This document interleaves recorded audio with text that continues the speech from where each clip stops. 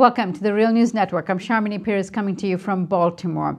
We are now in part 2 of an interview we're doing with Sabah Alnasseri.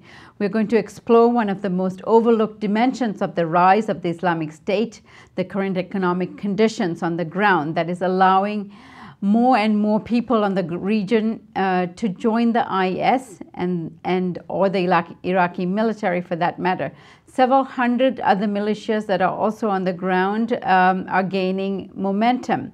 Why is this happening? Why are people opting to become soldiers or militia? Well, it's perhaps the economic conditions on the ground. Now joining us again is Sabah Alnasseri. Sabah Alnasseri is joining us from York University in Toronto, where he is teaching at the Department of Political Science. Thank you so much for joining us, Sabah. Good to be with you, Sharmini. So, Sabah, one of the things that everyone will agree, and when we imagine the IS in the region, we see, it gaining momentum, gaining strength. But one of the underlying issues here is, of course, the economic conditions on the ground. Right. What is happening economically in Iraq? I'm glad you asked about the social question, because I think the social question is at the core of all the violence and instabilities and extremism that taking place since years in Iraq. And by the way, not only in Iraq, but the whole Middle East. You see, according to the ILO, the International Labour Organization, almost 23% of the young population in the Arab Middle East are unemployed, and that's the average. But when we talk about Iraq, I would argue it's above 40%. And if you think about that, the majority, 2/3 of the Iraqi population are under 30 years old, and 45% under 14 years old, you will see hundreds of thousands of kids in Iraq, a new phenomena. These kids, they sell, cigarettes and chewed gums and so on the street to help their parents survive. Decades ago, you wouldn't encounter a single kid on the street. The reason was simple. In 1972, the Ba'athist Party, they wanted to nationalize the oil. So they needed the Communist Party, they needed the working class and trade union. So they built, at that time, a popular front. And the outcome of this popular front was one of the most progressive constitution in Iraq, or maybe in the Middle East, in which the social rights of the people, free healthcare, free education, unemployment, and pension, etc., were constitutionally guaranteed. Even Saddam Hussein, in his worst times in the 1990s and before 2003, didn't dare touch on this constitution. What happens is, the first thing that the U.S. did after Bremer, or what people in Iraq call the Caliph of Baghdad, in May 2003, issued more than 100 decrees to privatize the economy, the public industry, gas, oil, water, communication, agriculture, etc. What happens is, the first thing, when they drafted the new constitution, the first thing they did away with was precisely the social securities of the people. So in the constitution now, the state cares for its population as long as the resources are there. But if the resources are privatized, so the state cannot do anything. What happens is, instead, since the invasion and occupation of Iraq, what we see is the institutionalization of systematic corruption, or what Marx would term primitive accumulation. So all the public resources were plundered by small elites supported by the US and by international cooperation.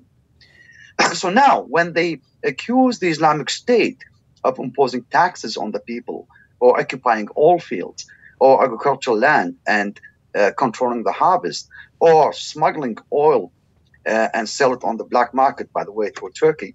There's the only way they can do this, through Turkey. So this is a reflection of the overall system that was institutionalized by the US in Iraq, a systematic plunder and booty of the wealth of Iraq. So no wonder when you see a lot of young people, educated or not educated, they have no social guarantees, no perspective whatsoever to find a job or to get a decent education. When they are offered by these extremist group, by the way, all the militias, not only the Islamic States, but all the militias, when they offer them $500 a month, and they share with them some of the um, land or oil resources or what have you. They plunder. So for the young people, there's a systematic plunder at the top of the state. So why not join the groups on the ground and benefit from this primitive accumulation rather than just staying home and being subjugated to all possible intimidation, arrest, and unemployment, etc., etc. And Sabah, it's important to recall the Brenner Doctrine as soon as U.S. invaded Iraq in 2003, destroyed and recreated the state, that it immediately began pursuing neoliberal economic policies that would provide global markets to have access to the oil. And with the creation of the state of this sort, began part of the Sunni population that were previously civil servants were essentially barred from gaining employment in the state. All of this fed to where we are now, and I think if you could shed some light on that history, it would be very useful. We lived through that Iraq war, but there's a younger generation now following this, right, the war with the IS, and don't really understand how we got here economically. Yes, one of the myths and the false assumption of the American occupation of Iraq was to say that the majority of the civil servant and the Ba'ath Party, the members of Ba'ath parties, are Sunni, which is not true. The majority of the civil servant, and by the way, even the Ba'ath Party, up to 67%, were Shiite. So the Ba'ath Party was not organized along ethnic or sectarian lines. It was a nationalist party. So you have all segments of the Iraqi population, be them Shiite, Sunni, Christian, and some Kurds, by the way, were in the Ba'ath Party or on the state institution.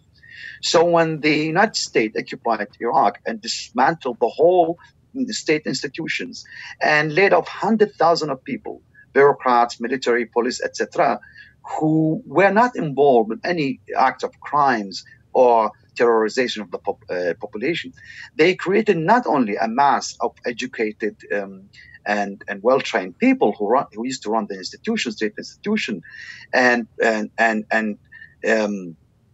destroyed the normal function of the state. By the way, until today, the Iraqi population suffer under this dismantling of the institutions. Iraq was economically organized similar to ex-Yugoslavia under Tito. You have different regions with huge natural resources like gas and oil, especially in the southern part of Iraq, in Basra, for instance. Rumaila oil field is the biggest in Iraq. And you have it also in the north, especially in Kirkuk. But the western and northwestern provinces of Iraq, which are the biggest provinces in Iraq, they don't have these natural resources. So the way the economy was organized, it was centralized, and the resources from public industries or gas, oil, etc., were then redistributed to all population, regardless if they have resources, natural resources or not. So now when you have a state structure along ethnic lines, what do you see? You see some of the Kurds, not all of them, of course, some of the Kurds, especially the powerful elite in Kurdistan, Iraq, and the so-called Shiite party in the south, especially in Basra, trying to be not only autonomous, but to sustain their autonomy economically, which means a systematic exclusion of millions of Iraqi people who happen to live in provinces where they don't have these resources. So there's a systematic exclusion, not only politically and institutionally in this state, but also economically. And that's why the majority of the people in the western and northwestern parts of Iraq are the unemployed, the young unemployed people who suffer under this restructuring of the state and the economy. Sabah, we should also be reminded of the Obama plan when he took office the first time. The withdrawal from Iraq also contained plans for reconstruction, development, and for rebuilding society. I mean, that was one of his big commitments. What has happened to all those plans now? Well, as I said, reconstruction is the surest way for the elite to accumulate wealth by corruption. What do you see? You see a system of contracting and subcontracting through the states. But who have access to these contracts? The same party, governing party, and their clientelist networks. Those are the people who have the access to international contract or even domestic contracts, and who secure through this corrupt networking all the major contract of reconstruction and building in Iraq. But what they do is not reconstruction. What they do is they sell this contract to subcontractor who on his turn sell it to another subcontractor and make money via speculation and subcontracting rather than pursuing a project of construction. So overall in Iraq, what do you see? Halfway started project but never ended when it comes to electricity, to water, to housing, to streets or hospitals and so on. You don't see projects that were fulfilled on time and served the interests of the people. Right at the contrary, almost 14 years after the occupation of Iraq, most of the people in Iraq, they don't have electricity, clean water, or healthcare, etc. So as I said, this systemic corruption institutionalized by the US in order to ensure the loyalties of these elites is precisely the core and the cause of all social misery in Iraq. And if there's no radical change here, I don't think that the phenomena of ISIS or Islamic State or any other militia would be resolved in a year or 2 or 3 or 10 for that matter. Are there any glimmers of hope? Is there any sector of the Iraqi population that is organizing that are sort of examples where we could invest more resources and time into? Yes, absolutely. Sometimes I would say class consciousness trump this sectarian and ethnic dividing line. So you see, when the Islamic State attacked some villages and towns in Ramadi and Fallujah, most of the populations are Sunni. Most of the family fled these villages and they went to Karbala and Najaf, which is mostly Shiite. But the people there, especially working class, the poor people, they welcome them in their homes precisely because they are in the same social situation. Or where you can see young Iraqi people in different parts of Iraq, a reality which is not so much, articulated by the media because they love violence and terror, etc. This makes money. But de facto, you see around Iraq and different parts of Iraq, young people getting organized, going on the streets, protesting and demonstrating against the misery and demanding their rights. Of course, they are faced by the same militia who allegedly fight against ISIS, but de facto use their weapons against these young protesters who are asking for their demand. So yes, there are signs of hopes on the ground, and these forces, progressive forces, working together to overcome ethnic sectarian lines, they should be supported. They should get all the support and aid they get, not bombing and creating a new conflict and new instabilities.